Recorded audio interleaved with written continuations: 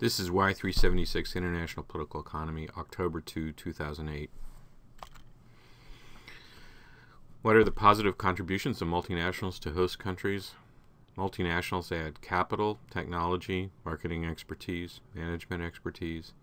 They enhance domestic competition, and they provide higher pay for skilled workers. Here's an example. Corning Glass operations in Korea. Samsung Corporation of Korea makes flat panel displays using Corning Glass. A joint venture was created between Samsung and Corning called Samsung Corning Precision Glass.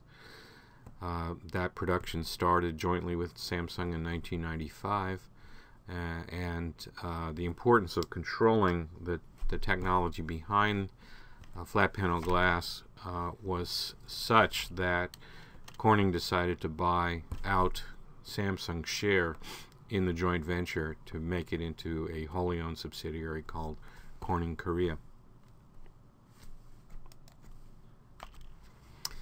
Here's another example of how multinationals operate across national boundaries. This shows where iPods are made, the various components are made. The components are primarily assembled in China, but the components come from Japan, the United States, Taiwan, Singapore, and Korea. Here are some criticisms of multinationals. The industries that multinationals tend to come from are oligopolistic. They are imperfectly competitive. Multinationals engage in anti-competitive behaviors within those industries. Foreign direct investment displaces domestic investment rather than adding to it. Foreign direct investment undermines local and domestic cultures and economies. Multinationals exploit local workers, and foreign direct investment leads to technological dependence. What is an oligopoly? An oligopoly is similar to a monopoly, except there are at least two firms, usually something in the order of 2 to 10, and there may be smaller firms outside that group, but the market is dominated by a small number of firms. Few multinationals aspire to be monopolies. Monopolies attract government regulation and consumer anger.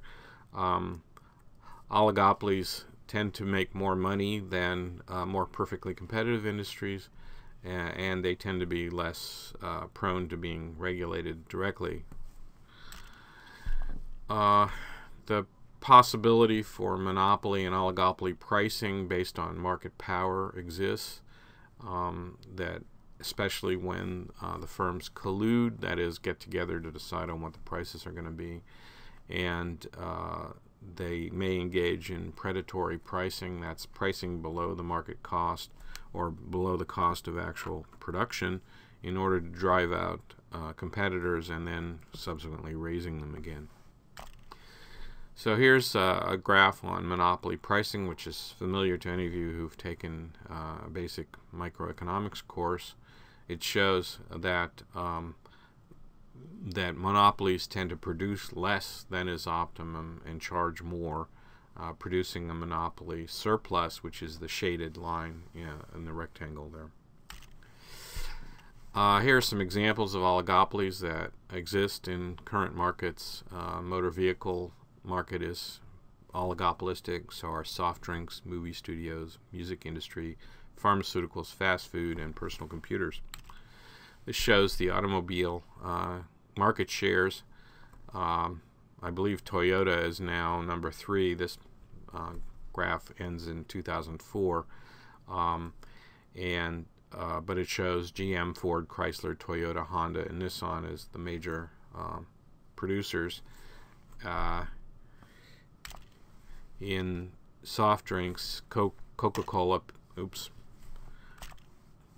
Pepsi, and what was the other one?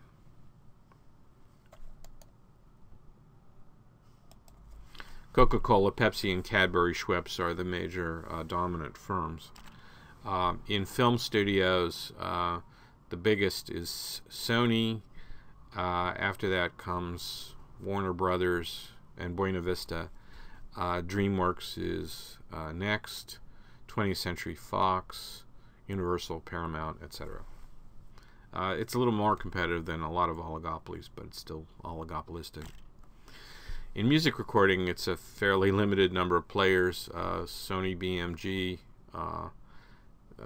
used to be two companies, Sony of Japan and Bertelsmann Music Group of Germany. They merged a while back.